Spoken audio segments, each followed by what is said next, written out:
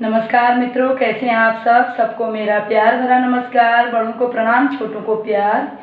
आज है दिन सोमवार। अभी मैं पूजा करने जा रही हूँ। मैं बताऊंगी सोमवार का व्रत। सोमवार का व्रत तो सभी हम माताएं बहनें करती हैं, लेकिन इन्हीं व्रत में एक 16 सोमवार का भी व्रत है। वो करते तो हम लोग उसे सदा हैं, लेकिन 16 व्रत करने के बाद अभी मैं बताती हूँ कैसे उसको हम लोग करते हैं। व्रत तो हर सोमवार को हम लोग करते हैं, लेकिन उसी में 3 व्रत होते हैं। एक सदा सोमवार होता है, एक 16 सोमवार होता है, एक प्रदोष वाला सोमवार होता है।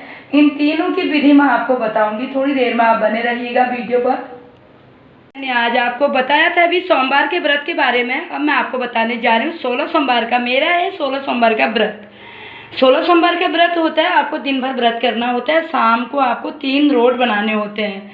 3 रोटों की भी मैं विधि बताती हूँ। 3 रोट भोलेनाथ जी को, एक भोलेनाथ जी को भोग लगता है, 2 का हम प्रसाद परिवार में बांटते हैं। ये 16 सोमवार की कहानी की मैं आपको जो भी महात्म्य इनका है मैं बताऊंगी। लेकिन 3 जो व्रत होते हैं उनके, जो सदा सोमवार होता है उसको आप सदा कर सकते हैं। उसमें कोई विधि विधान ऐसा नहीं है। अपने मतलब जो भी सुहाग वाली औरतें होती हैं, अपने पति देव की लंबी आयु के लिए, धन धान्य परिपूर्ण के लिए, सभी चीज़ के लिए होता है। उसमें ऐसा नियम कुछ नहीं है कि तुम सुबह खाओ, शाम को एक बार खाना है, कभी भी खा लो और शिव मंदिर जाके जल चढ़ा के व्रत पूर्ण हो सकता है। और उसमें पूजा पाठ आप जो भी अपना नियम करना है, कथा पढ़ो या नहीं पढ़ो, सदा सोमवार वाला ये व्रत में कथा का कोई इतना ज़्यादा महत्व नहीं है। व्रत होता है उसका। जो ये 16 सोमवार वाला व्रत है मैं आपको दिखा सकती हूँ। 16 सोमवार में क्या होते हैं, 3 रोट बनाने होते हैं। तो मित्रों देखो, मैंने घी तैयार किया, मैं नहा के आ गई हूँ। ये आटा है, ये गुड़ है और ये चीनी है। तो भोलेनाथ जी के लिए 3 रोट बनते हैं। अब मैं तो पहाड़ी भाषा में आप बताती हूँ। मैं बचपन से 16 सोमवार का व्रत करती थी, तो मेरी मम्मी बोलती थी, ईजा तो 3 रोट नहीं बढ़ाई कर, 3 रोट नहीं बढ़ून। तो मैं ईजा से बोलती थी, ईजा भोलेनाथ जी प्रसाद में 3 रोट बढ़नी। तो मैं आज 25 साल बटी और रोट बढ़ूनी और सदा सोमवार में करनू। मैं सदा सोमवार में 16 सोमवार करनू। 16 व्रत में लगातार है, फिर मैं 17वें दिन उद्यापन कर लीनू। वही बात फिर अगले सोमवार बेटी फिर मैं व्रत उठूनू। वो भोलेनाथ जी कृपा छू। मैं तो उनका बतूनी मैं कैसे करनी है व्रत का है। थोड़ा सा मैं इसमें तो समझा नहीं पा रही, मैं हिंदी में ही आपको समझाऊंगी। आप लोग बुरा मत मानिएगा। है तो हमारे सारे उत्तराखंड की भाई बहनें या बाहर के भी जो बच्चे करते हैं, जो लेडीजें करती हैं सोमवार का व्रत, सदा सोमवार का व्रत तो करना चाहिए। 16 सोमवार के व्रत में हमें बनाना है रोट, ठीक है। अब ये मैंने घी इसमें मिक्स कर दिया है सारा। आप देख सकते हैं मैं घी कैसे इसमें मिला रही हूँ। ये सारा घी मिलने पर आपको अंदर से जाप करते रहना है, नमः शिवाय, नमः शिवाय, नमः शिवाय, नमः शिवाय भोलेनाथ जी का। क्योंकि 16 सोमवार के व्रत में रात को ही भोजन होता है। सदा सोमवार में मैंने बता दिया, उसमें आप दिन में भोजन कर सकते हैं, एक टाइम कभी भी कर सकते हैं। लेकिन 16 सोमवार का जो व्रत होता है उसमें रात में ही भोजन होता है, ठीक है। तो आपको बताती हूँ। अब मैंने इसमें घी तो मिक्स कर दिया। अब देखिए भोलेनाथ जी को गुड़ भी पसंद है, मैंने गुड़ मिला दिया है। गुड़ आप देख सकते हैं, गुड़ को अभी मैं हिम कर लूँगी। ऐसे गुड़ मिला लिया, ये गुड़ हो गया है, आप देख लीजिएगा। अब फिर मैं इसमें चीनी मिलाऊंगी। तो इसके बाद अब इसमें हम क्या करेंगे, चीनी मिला देंगे। मैं ये भोलेनाथ जी के व्रत वाला चीनी, गुड़, सारी सामग्री अलग से रखे रहती हूँ। इनका जिस घी में मैं बनाती हूँ वो घी भी मेरा अलग रहता है। तो चीनी के बाद अब मैंने इसमें मिला दिया है दूध। आप देख सकते हैं मित्रों, अब ये रोट बनने जा रहा है। रोट के लिए मैंने आटा लगा दिया है, आटा तैयार कर दिया है। और अंदर में, बाहर तो बोली लेकिन अंदर जाप भोलेनाथ जी का रहना चाहिए। और इनको हम अच्छी तरह से गूंथ लेंगे। कहीं पर भी गुठली ये सब नहीं रहनी चाहिए। जितना हम अपने लिए भोग अपना खाने के लिए बनाते हैं, ऐसे भगवान जी को, भगवान जी तो भाव के भूखे हैं, फिर भी देखिए हमें जितने भाव से हम भगवान जी की पूजा करेंगे, भगवान हमें देकर हर पल प्रसन्न रहते हैं। तो देख सकते हैं मेरे रोट बन के तैयार हो गए हैं। 3 रोट बन गए हैं। एक भोलेनाथ जी का प्रसाद हो गया, 2 हम लोग परिवार में प्रसाद बांटेंगे। अभी भोलेनाथ जी को इनको चढ़ाएंगे। तो थोड़ा सा मैं भोलेनाथ जी के बारे में ये आप लोगों को सुनाना चाह रही हूँ। तो भोलेनाथ जी और पार्वती जी एक बार ऐसे घूमते हुए अमरावती नगरी में आ गए। वहाँ सुंदर शिव मंदिर बनवाया। शंकर जी पार्वती जी वहीं रहने लगे। अब थोड़े दिनों ऐसे ही बाहर बैठे थे तो देखा कि पंडित जी आ रहे हैं। पंडित जी भी बैठ गए उनके साथ। तो ऐसे ही कोई, जैसे हम लोग के बचपन में गिट्टी खेलते थे, ये सब खेलते, ऐसे कोई खेल प्रारंभ हो गया। तो झट से पार्वती जी ने बोला, बताइए जीत पंडित जी किसकी होली। पंडित जी ने झट से बोला शंकर जी की, लेकिन जीत हो गई पार्वती जी की। अब पार्वती जी को बड़ा बुरा लग गया, देखो मेरी जीत हुई और पंडित जी ने बोला कि भोलेनाथ जी की जीत होगी, तो उनको बड़ा बुरा लग गया। पार्वती जी ने बोला कि पंडित जी मैं आपको श्राप देती हूँ। पंडित जी को श्राप दे दिया पार्वती जी ने, और पार्वती जी के श्राप देते पंडित जी अब जब थोड़े दिनों में हुए या कब हुए ये तो कहानी में है। अब पंडित जी कोड़ी हो गए, तो अब झूठ बोलने के उसमें ये हमें भी शिक्षा मिलती है कि हम कहीं झूठ या इस चीज़ को नहीं बोलें। तो थोड़े दिनों के बाद फिर अप्सराएं पूजे, भोलेनाथ जी तो अंतर्यामी है, उन्होंने कोई एक ऐसा वो ढूंढा कि कैसे पंडित जी स्वस्थ हो करके। तो थोड़े दिनों में भोलेनाथ जी फिर धरती पे आए, तो वहाँ पे अप्सराएं को पूजो के भी भेज दिया। पंडित जी से अप्सराएं ने बोला पंडित जी तुम्हारी ये दशा कैसे हुई? पंडित जी ने बोले मेरे मिथ्या भाषण के कारण, मतलब झूठ बोलने का के कारण उसकी सज़ा मुझे मिली है। तो अप्सराएं बोली पंडित जी आप बिल्कुल भी दुख मत कीजिए, कोई टेंशन मत लीजिए, आप जल्दी से 16 सोमवार का व्रत शुरू कर दीजिए, आप ठीक हो जाएंगे। तो पंडित जी ने अगले सोमवार से 16 सोमवार व्रत करने शुरू किए, तो पंडित जी बिल्कुल ठीक हो गए। कुछ दिन बाद शंकर जी फिर पार्वती जी को उसी मंदिर में ले गए, और पार्वती जी बड़ा अचंभा हो गया, अरे पंडित जी तो बिल्कुल स्वस्थ है, पंडित जी आप कैसे ठीक हो गए, मैंने तो आपको श्राप दिया था। पंडित जी ने बोला ये सब अप्सराओं ने मुझे 16 सोमवार का व्रत करा था, ये बताया था, उसी की कृपा है। तो कृपा तो सब भोलेनाथ जी की और माँ की थी, लेकिन अब ये नर लीला दिखाने के लिए क्या भगवान जी करते ये तो भगवान जी जाने। तो ठीक है वो ठीक हो। तो माता जी ने बोला, पार्वती जी ने बोला तो मुझसे तो कार्तिकेय जी हंसमा नाराज रहते हैं, मैं भी कार्तिक जी को मनाने के लिए 16 सोमवार के व्रत कर लेती हूँ। तो माता जी ने पार्वती जी ने व्रत किया, और कुछ दिन के बाद पार्वती जी के पास खुद कार्तिकेय जी आ गए, बोलते हैं माता जी क्या कारण है मेरा मन आपके चरणों में लगा रहता है। तो पार्वती जी ने बोला बेटा तुम भी 16 सोमवार का व्रत करो, महादेव जी तुम्हारा कष्ट दूर करेंगे।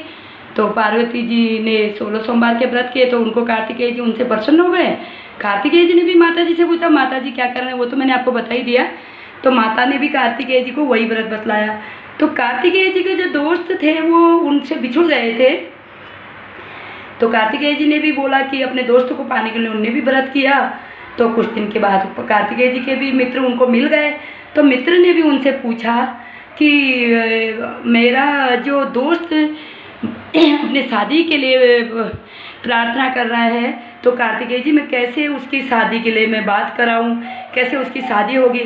तो उन्होंने बोला आप भोलेनाथ जी का 16 सोमवार का व्रत करो और मन में इच्छा करो कि हमको कैसी हमें जीवन संगिनी चाहिए, ये तो हमें खुद सोचना चाहिए। तो ठीक है उन्होंने भी व्रत किया, और उनको अब इसी शहर में एक राजा थे, राजा ने बड़ा महा यज्ञ किया था। उसके बाद उन्होंने उसी यज्ञ में प्रार्थना करी थी कि जो भी सुपात्र मेरी कन्या से विवाह करने के लिए तैयार होगा तो मेरी एक शर्त है। उन्होंने एक हथनी के हाथ में माला पकड़ा दी, हथनी से बोला जिसके गले में हथनी माला पहनाएगी उसी के साथ मेरे पुत्री का विवाह होगा। हथनी ले माला इसी पंडित जी को पहना दिया। अब सब लोग देखते रह गए, इतने राजा महाराजाओं के बच्चे आए हैं, सारे बड़े बड़े लोग आए हैं, और एक साधारण सा पंडित के गले में हथनी ले माला, ये तो विधि का विधान है, आप समझ सकते हैं। इस कथा से हमें बहुत कुछ सीखने को मिलता है। मित्रों आपको मैं जो भी चीज़ें बताऊंगी आप ध्यान से सुनिएगा। तो हथनी ले माला इसी पंडित को पहना दी, धूमधाम से विवाह हुआ, तत्पश्चात दोनों सुख से रहने लगे। एक दिन राजकन्या ने पूछा देखिए स्वामी आपको सारे राजाओं महाराजाओं को छोड़ के आपके गले में हथनी ने माला पहनाई, तो ये तो मैं समझ ही नहीं पाई कि ये क्या चमत्कार हुआ। तो उस राजा ने बोला मैंने 16 सोमवार के व्रत किए थे, तो मैंने सच्चे दिल से भगवान से, और मैंने भी ये नहीं सोचा कि राजा की लड़की मुझे मिले, मैं तो मैं देखने की इच्छा से वहाँ पर बैठा था, तो हथनी ले माला मेरे गले में डाल दी। तो अब देखिए मित्रों उसके बाद जब राजा रानी सुख से रहने लगे, एक बार जब इनका पुत्र हुआ, अब धीरे धीरे पुत्र बड़ा होने लगा, फिर राजा तो फिर वही होता है, देखिए इंसान बूढ़ा तो होते रहता है। राजा फिर सारा काम धाम छोड़ के उन्होंने अपने पुत्र से बोला बेटा तुम अब राज संभालो और मैं ये सब अब नहीं कर पाऊंगा, तो बेटे को राज संभालने को दे दिया। बेटा तन मन धन से राज्य को संभालने लगा, एक दिन वो भी राजा बन गया। अब राजा की फिर उनके राजा जी की शादी हुई, धूमधाम से इस विवाह सब संपन्न हुआ, राजा की शादी हो गई। अब जब उनके पापा बूढ़े हो गए तो राजा को राजपाट संभालने को दे दिया, अब वो दिन रात शिव भक्ति में लीन रहने लगा बेटा उनका, जो छोटे राजा थे। तो मेरी दी हुई जानकारी आपको अगर अच्छी लगी है तो प्लीज़ आप ज़रूर बताइएगा, मुझे अपना सुझाव दीजिएगा, मेरे चैनल को सब्सक्राइब कीजिएगा और सभी लोगों को मित्रों को भी आगे भेजिएगा। और मेरी बातों का किसी भी बात का बुरा मत मानिएगा। मेरे लिए हर माता बहनें अपनी माँ के समान है, सब अपने बहन अपनी बहनों के समान समान है। मैं अब यही मेरा एक लक्ष्य है कि जब तक हम दुनिया में हैं, जो हम अच्छा कर रहे हैं तो हमें दूसरों को भी शेयर करना चाहिए। हमें पूजा पाठ भक्ति भाव में रहना चाहिए।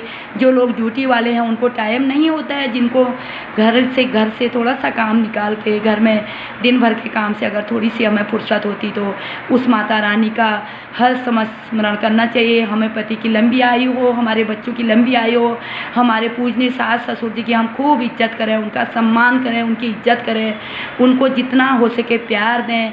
हमारे सास ससुर, हमारे मम्मी पापा वो बचे रहेंगे तो हमारा घर, इस घर के ऊपर, जो घर के ऊपर बड़े बुजुर्गों का साया होता है, उस घर में कभी दुख परेशानी नहीं आती है। सभी मेरी मित्रों से प्रार्थना है, घर के बड़े बुजुर्गों की आप सेवा करेंगे, इज्जत करेंगे, सुबह गाय को रोटी देंगे, गुड़ के साथ रोटी देंगे और अपने सास ससुर की इज्जत करेंगे, उन्हें मम्मी पापा के रूप में, आप मम्मी पापा मत कहिए लेकिन अंदर से भाव उनके लिए अपने माँ पिताजी की तरह रखे तो वो घर स्वर्ग बन जाता है। और क्या कहूँ, मैं आज अपनी बातों को यहीं पर विराम दे रही हूँ। अगर मेरा वीडियो अच्छा लगेगा तो कल भी मैं सोमवार, आज तो सोमवार है, कल मंगल के व्रत के भी इसमें भी मैं आपको भेजूँगी।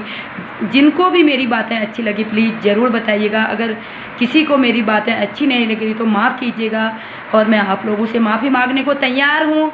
और अगर प्यार आप लोग मुझे करते हैं तो दिल देने को तैयार हूँ। और मेरी बातें आप ज़रूर अपने मनन कीजिएगा, सोचिएगा, समझिएगा। क्या रखा है इस ज़िंदगी में, 4 दिन की ज़िंदगी है मित्रों, हंसते खेलते मुस्कुराते, कब क्या होता है, आज खाएं तो कल का नहीं रहता है। इसलिए सभी प्रसन्न रहिए। सभी को मेरा कोटि कोटि प्रणाम।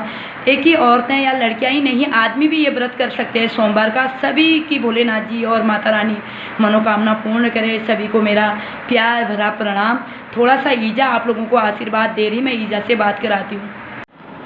हेलो भक्तों, हार्दिक धन्यवाद और मेरी तरफ से आशीर्वाद। और जिसका बर्थडे है उसको भी बहुत बहुत बधाई, जिसका जन्मवार है उसको भी बहुत बहुत बधाई, जिसका घर पैंस है उसको भी बहुत बधाई। और आप लोग, आज सोमवार का दिन है और पूजा पाठ होती रहती है। सुबह भी मैंने पूजा की थी, अब के भी पूजा करने जा रही हूँ। बहू मेरे 16 सोमवार करती है और रोट बना दिया है उसने, पूजा करने जा रही है। अब मैं भी जा रही हूँ पूजा करने को। आप लोगों को सोमवार की हार्दिक धन्यवाद। आप लोगों ने भी व्रत लिया होगा। मैं तो व्रत नहीं लेती हूँ, पूजा पाठ करती हूँ सुबह शाम। हाँ, फिर बड़े बुजुर्ग तो मित्रों सभी को ईजा आशीर्वाद दे रही हैं। अब ईजा का मंदिर में जाना आशीर्वाद है सबको, सब फूलो फलो फूलो खूब महान बनो।